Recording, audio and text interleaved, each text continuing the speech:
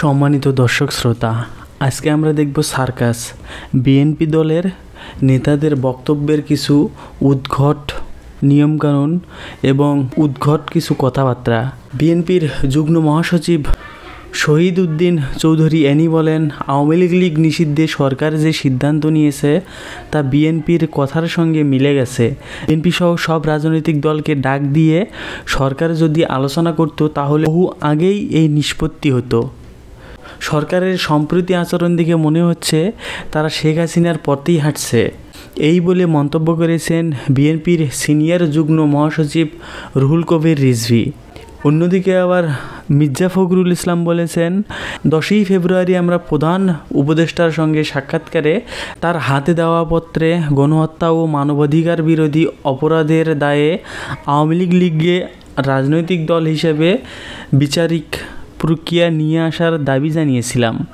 অন্যদিকে আবার বিচারের আগ পর্যন্ত আওয়ামী লীগের রাজনৈতিক কার্যক্রম নিষিদ্ধ করায় সরকারকে সাধুবাদ জানিয়েছে বিএনপির স্থায়ী কমিটির সদস্য সালেউদ্দিন আহমেদ।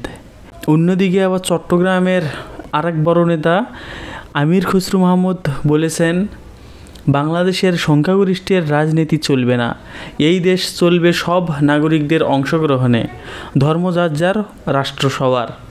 সুতরাং দর্শক, বুঝতেই পারছেন বিএনপির নেতারা সুবিধাভোগী কতটুকু আজকের কার্যক্রমের দ্বারাই তাদের প্রমাণ হয়ে যায়।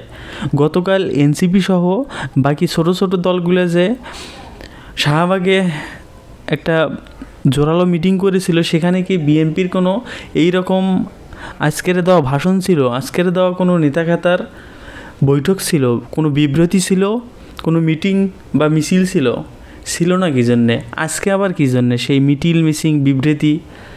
সুতরাং দর্শক, বিএনপির সুস্পষ্ট পথ প্রদর্শক ধারণা হচ্ছে, আগে তোমরা সব কিছু করে যাও, সব কিছু খোলামেলা দিয়ে যাও, আমরা এসে রাজত্ব কায়েম করব। আমরা এসে শর্টকাট নির্বাচন নামের একটা নাটক করে সেই নির্বাচনের বাদশা হয়ে দেশ রাজত্ব করব। কতটা সুবিধাভোগী হইলে বিএনপির নেতাকর্মীরা এই 2-3 দিন ধরে যে এনসিপির নেতাকর্মীরা এত কষ্ট করে মাঠে থেকে আওয়ামী লীগকে নিষিদ্ধ করার কাজে রাতের ঘুম দিনের আয়েশ এই খরা রোদে মিছিল করে একটা ফয়সালা আসলো, সেটা বিএনপি কত সহজে তাদের করে নিতে যাচ্ছে। আপনার মন্তব্য করতে ভুলবেন না। পাশেই থাকবেন। ধন্যবাদ।